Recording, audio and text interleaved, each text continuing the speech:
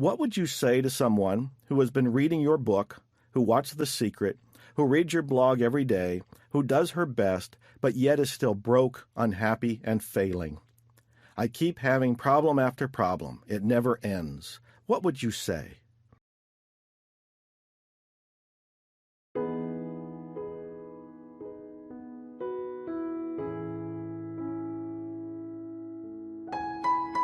Skeptical minds want to know.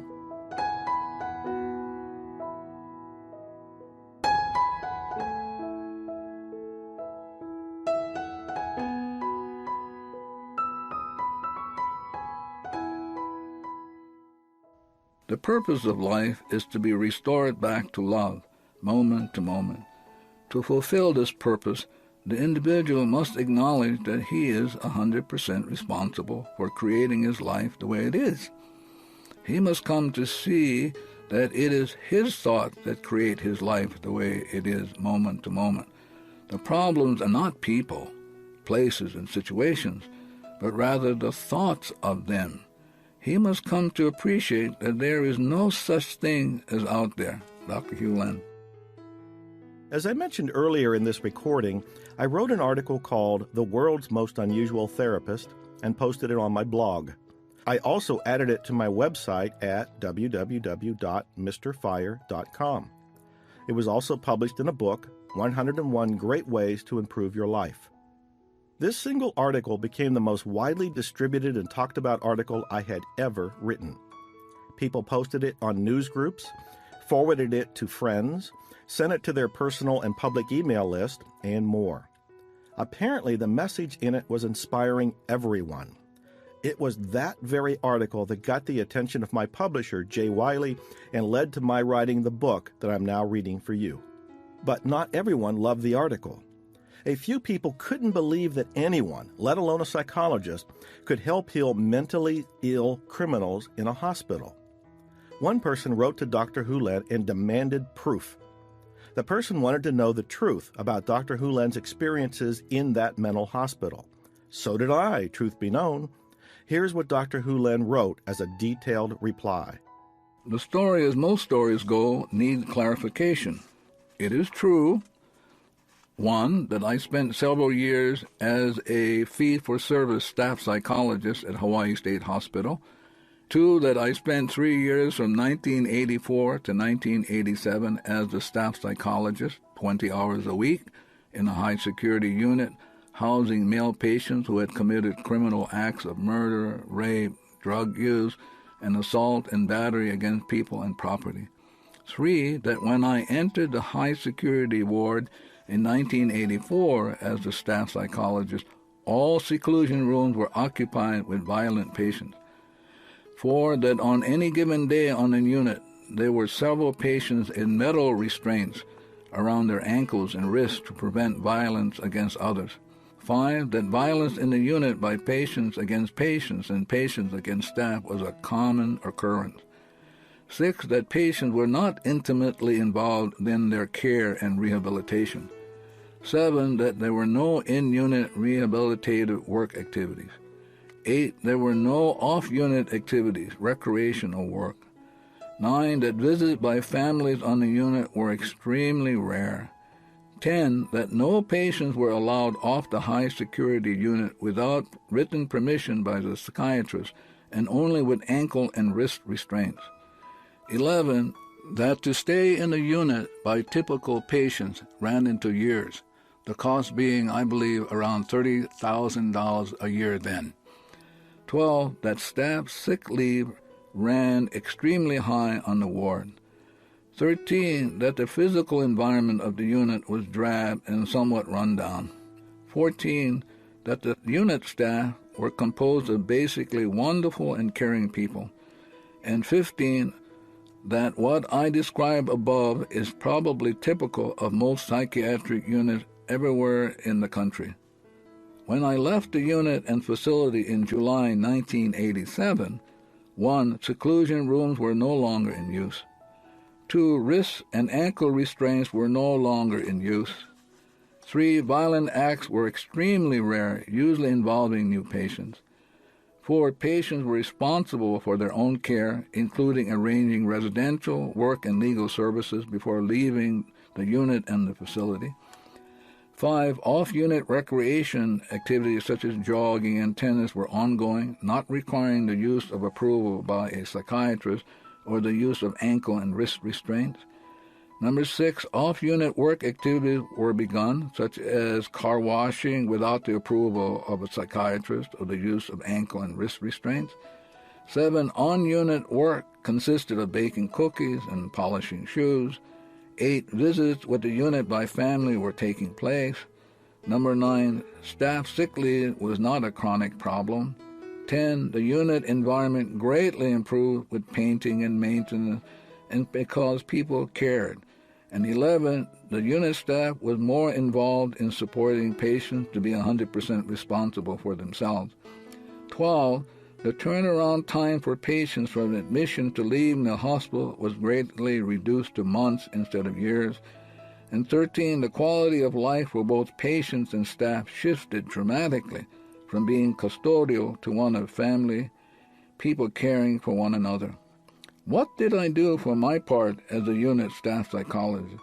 I did the self-identity through hooponopono process of repentance, forgiveness, and transmutation for whatever was going on in me that I experienced consciously and unconsciously as problems before, during, and after leaving the unit each time.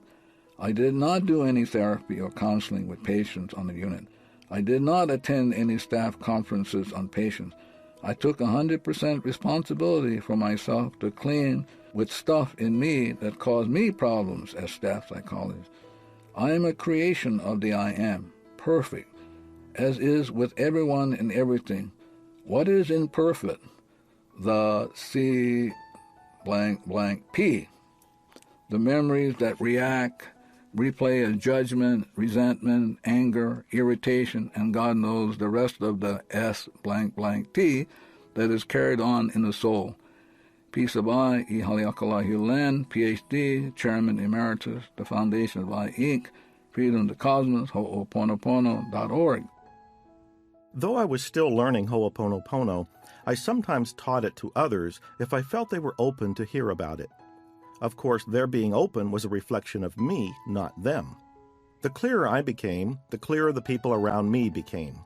But that's a tough fact to accept. It's so much easier to want to change the outer than the inner. In Maui, a realtor drove us around to look at houses. Along the way, we did a lot of talking about healing, spirituality, the movie The Secret, and personal growth. It was all interesting, but something enlightening took place on one segment of our drive. The realtor had read my now famous article on Dr. Hew and the hooponopono Hawaiian healing process he used to heal an entire ward of mentally ill criminals. Like everyone else, the realtor found the article inspiring. Like everyone else, he didn't quite understand it. As we drove around the beautiful island of Maui, I listened to the realtor complain about a house he couldn't sell. The buyer and seller were fighting over it, causing a lot of anger, resentment, and more. Plus, the sale was caught up in their bickering and wasn't going to close anytime soon. The realtor was obviously frustrated by their actions. I listened for a while and then felt inspired to speak up. Would you like to know how Dr. Hew might handle this situation using hooponopono? I asked. Yes, the realtor exclaimed, obviously curious. I'm definitely interested. Tell me. This ought to be good, Narissa said. Well, I'm not Dr. Hew, I began, but I am writing a book with him, and I've trained with him, so I think I know how he might handle this. Tell me. What Dr. Hew does is look within himself to see what is within him, that is sharing the experience he sees on the outside, I began. When he worked at the mental hospital, he looked at the patient's charts. Whether he felt repulsion at their acts or something else, he didn't deal with the person. He dealt with the feelings he experienced. As he cleared what was within him, they began to get clear and heal. I like this, the realtor said. Most people have no idea what responsibility means, I continued. They are into blame. As they grow and become more aware, they begin to consider that they are responsible for what they say and do. Beyond that, as you become even more aware, you begin to realize that you are responsible for what everyone says or does, simply because they are in your experience. If you create your own reality, then you created all you see, even the parts you don't like. The realtor was smiling, nodding his head. I kept talking. It doesn't matter what the buyer or seller does in this situation, I said. It matters what you do. What Dr. Hew does is simply repeat, I love you, I'm sorry, please forgive me, and thank you. He doesn't say it to the people. He says it to the divine. The idea is to clear the shared energy. I'll do this, the realtor said. But you don't do it to get something, I went on. You do it because it's how we clear the shared energy so no one has to experience it again, ever. It's a cleansing, and you never stop doing it. I paused. The realtor seemed to get it. His eyes were wide and his smile was big. If it comes up in your awareness, I began, then it's up for you to clean and heal. Since you brought the situation of the buyer and seller to my attention, then I have to clean on it too. It's now part of my life experience. If I'm the creator of my experience, then this is something I'm responsible for too. I let all of this sink in as we continued our drive to look at other homes in Maui. A few days later, I received an email from the realtor. He said he was continuing to use the Dr. Hew process. That's how it works. It's all love, it's continuous, and you're totally responsible. One day, I taught a seminar with Mindy Hurt, who runs the Wimberley, Texas Unity Church. It was called The Secret of Money. Later in that workshop, I taught everyone the hooponopono method of cleaning. Afterwards, one gentleman came up and said, I have a problem saying I'm sorry and please forgive me. Why? I asked. I had never heard this before. I was curious. I can't imagine a loving God or divinity who needs my forgiveness, he said.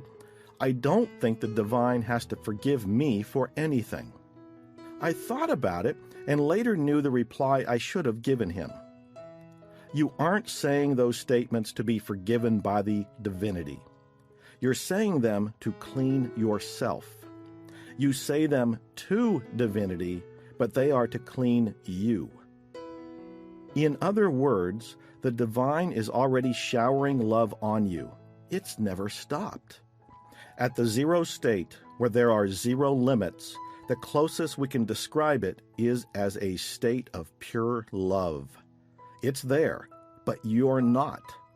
So by saying, I love you, I'm sorry, please forgive me, thank you, you are cleaning the programs in you that are preventing you being at that pure state, love. Again, the divine doesn't need you to do hooponopono, but you need to do it. Recently, I received a heart-wrenching email from a dear friend of mine. She began by saying this: what would you say to someone who has been reading your book, who watched The Secret, who reads your blog every day, who does her best, but yet is still broke, unhappy, and failing? I keep having problem after problem. It never ends. What would you say?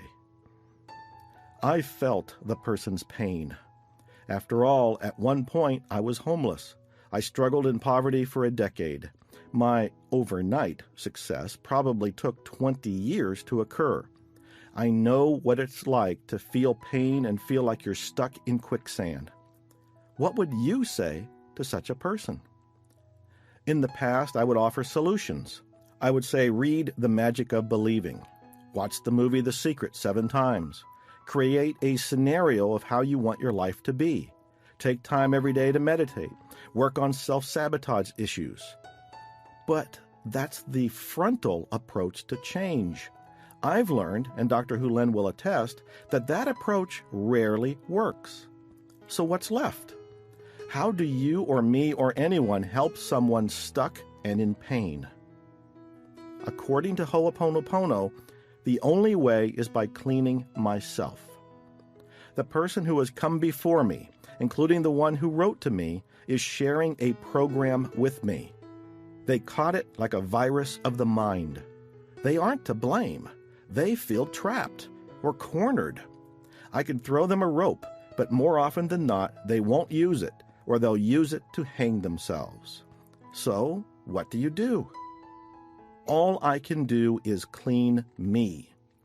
As I clean me, they get cleaned.